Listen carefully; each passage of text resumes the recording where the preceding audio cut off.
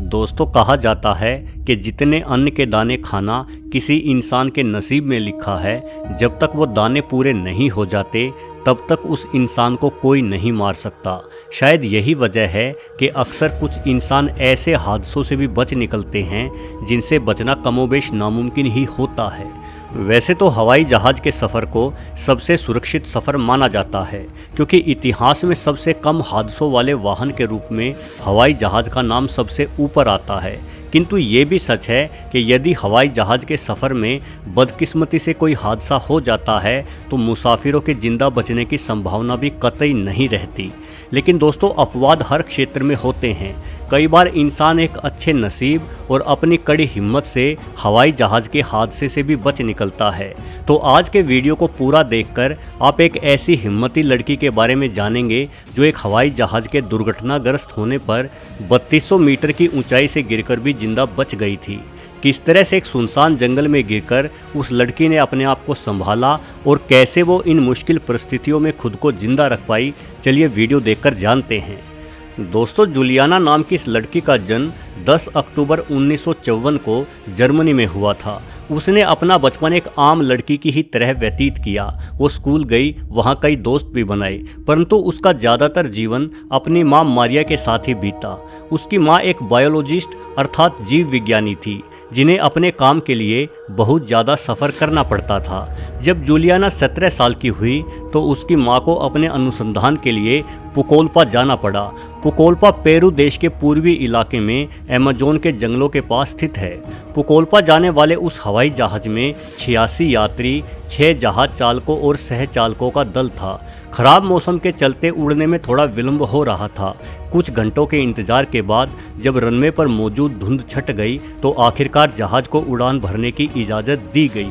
17 साल की जूलियाना और 47 साल की उनकी माँ मारिया नहीं जानते थे कि इस जहाज़ के सफ़र से उनका जीवन किस तरह से प्रभावित होने वाला है।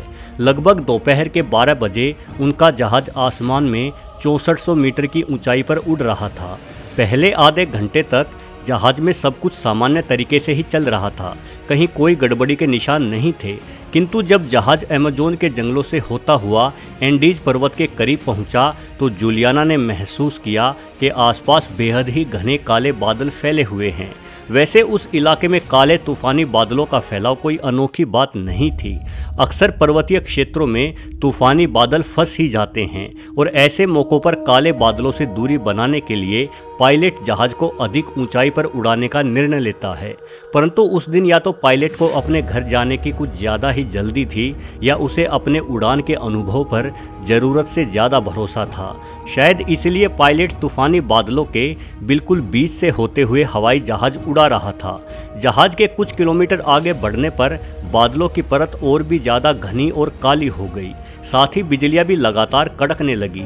तूफ़ानी थपेड़े इतने तेज थे कि उनसे पूरा जहाज़ ही कांपने लगा, जिस कारण पायलट को अपनी गलती का एहसास हुआ और वो जहाज़ की ऊंचाई बढ़ाने लगा ताकि बादलों से ऊपर साफ मौसम में आगे का सफ़र जारी रखा जा सके। किंतु तभी अचानक एक बिजली सीधे जहाज़ के दाहिने इंजन पर गिरी, जिस कारण इंजन में एक जोरदार धमाका हुआ और इंजन धू धू करके जलने लगा। आग चंद मिनटों में ही जहाज़ के पूरे विंग में फैल गई, जिस वजह से जहाज़ का संतुलन खराब हो गया और पायलट का जहाज़ से नियंत्रण खोने लगा। हालांकि पायलट ने जहाज़ को नियंत्रित करने में अपनी पूरी जान लगा दी, परंतु एक विंग में आग लगने के कारण पूरे जहाज़ का वजन जहाज़ के दूसरे यानी बाएं विंग पर आ गया, जिस कारण ओवरलोडेड होने की वजह से बाएं विंग में भी गर्म होकर आग लग गई और देखते ही देखते पूरा जहाज़ आगों की लपटों से घिर गया। अगले कुछ ही पलों में जहाज़ हवा में गोते लगाते हुए ज़मीन की ओर गिरने लगा। बल खाते हुए जहाज़ की टक्कर जल्द ही ज़मीन से हो गई, जिस वजह से पूरे जहाज़ के परखच्चे उड़ गए और जहाज़ का मलबा बहुत बड़े इलाके तक फैल गया। जहाज़ को पुकोल्पा एयरपोर्ट पर 12:47 तक पहुंचना था, परंतु जब इंतज़ार करते करते 1 घंटे से भी ऊपर का समय हो गया और जहाज़ के पायलट की तरफ से कोई मैसेज नहीं आया तो तुरंत एक सर्च टीम उस गुम हुए जहाज़ को ढूंढने के लिए भेज दी गई। अमेज़न के जंगलों में हर जगह जहाज़ को तलाशा गया, परंतु उस दिन मानो प्रकृति उस जहाज की दुश्मन ही बनी हुई थी, क्योंकि बारिश बेहद तेज हो रही थी, जिस कारण जहाज में लगी आग पूरी तरह से बुझ गई। आग बुझ जाने के कारण कोई भी धुआं आसमान में नहीं दिखाई दे रहा था। ऐसे में अमेज़न के घने जंगली क्षेत्र में जहाज को ढूंढना नामुमकिन ही था। जंगल में पूरा का पूरा जहाज गायब हो चुका था। अंदाज़ा लगाया गया कि शायद जहाज एंडीज पर्वत के ऊपर ही कहीं गुम हो गया। लगातार कई दिनों की खोज के बाद भी जब जहाज नहीं मिला तो बचाव अभियान बंद कर दिया गया और ये मान लिया गया कि जहाज के इस हादसे में कोई यात्री नहीं बचा होगा। किंतु ये अंदाज़ा बिल्कुल गलत साबित हुआ। जब जहाज क्रैश हो रहा था तो नीचे गिरते वक्त हवा में ही जहाज का दाहिना विंग कुछ खिड़कियों समेत टूटकर जहाज से अलग हो गया था, जिस वजह से जूलियाना जहाज के ज़मीन से टकराने से पहले ही जहाज से नीचे गिर गई। चूँकि खराब मौसम के कारण जहाज बेहद ही ज़्यादा हिल रहा था, इसलिए जूलियाना ने अपनी सीट बेल्ट बांध रखी थी और वो सीट के समेत ही जहाज से नीचे गिरी। जूलियाना ने बताया कि उसे याद है कि जहाज से गिरते समय उसकी मां कह रही थी कि अब उनकी ज़िंदगी का अंत आ गया है। उसके बाद जूलियाना का सर किसी चीज़ से टकराया और वो बेहोश हो गई। वो पूरा दिन और पूरी रात लगातार बेहोश रही। जब उसे होश आया तो उसने खुद को सीट से बंधा हुआ जंगल के बीचों बीच पाया। उसके सर में बेहद तेज दर्द हो रहा था और पूरे शरीर में हर जगह छोटे बड़े घाव बने हुए थे। उसके शरीर में इतनी ताकत भी नहीं बची थी कि वो अपनी सीट बेल्ट तक खोल सके। उस समय तो जूलियाना सिर्फ यही महसूस कर पा रही थी कि वो जिंदा है। दरअसल जिस सीट पर जूलियाना बैठी थी वो सीट जहाज से उखड़ने के बाद तूफानी तेज हवा होने के कारण हवा में ग्लाइड करते हुए ज़मीन पर आई और ज़मीन से टकराने से पहले वो सीट घने पेड़ों पर गिरी। पेड़ों की टहनियों ने सीट के गिरने की गति को और भी ज़्यादा कम कर दिया, जिस वजह से जूलियाना को एक नया जीवन मिल गया। परंतु मुसीबतें अभी ख़त्म नहीं हुई थी। जूलियाना के चारों ओर घना जंगल और खूंखार जंगली जानवर थे। शाम होते होते जूलियाना के शरीर में थोड़ी जान आई और उसने अपनी सीट बेल्ट खोलकर आगे बढ़ने का फैसला किया। उसके पास सिर्फ एक जूता और उसका टूटा हुआ चश्मा ही थे। उसके कपड़े भी पेड़ों में उलझने के कारण फट गए थे और पूरे शरीर पर कई घाव थे। उसे पता ही नहीं चल रहा था कि उसे जाना कहाँ है। उसे सिर्फ इतना ही पता था कि कोई उसकी मदद को नहीं आएगा और उसे खुद ही अपनी ज़िंदगी को बचाना पड़ेगा। खुशकिस्मती से उसे जहाज़ से गिरा एक थैला मिल गया जिसमें कई सारी चॉकलेट थी। ये चॉकलेट उसकी जान बचाने के लिए एक अच्छा भोजन थी। जूलियाना को जंगल में भटकते भटकते 4 दिन हो गए थे, लेकिन उसे कोई रास्ता नहीं मिल पा रहा था।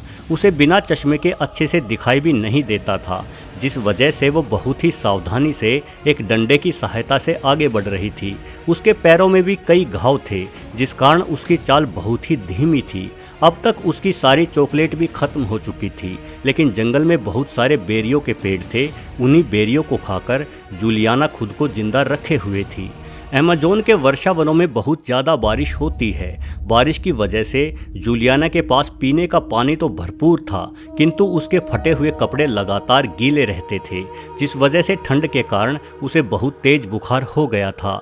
हर पल के साथ जूलियाना की मुसीबतें बढ़ती ही जा रही थी। यही हालात लगातार 10 दिनों तक चलते रहे। बुखार और ठंड के मारे बेचारी जूलियाना सो नहीं पाती थी। हर दिन में कई बार बेहोश जरूर हो जाती थी, परंतु जूलियाना ने हिम्मत नहीं छोड़ी। अपनी यात्रा के 11वें दिन उसने झरने के बहने की आवाज़ सुनी।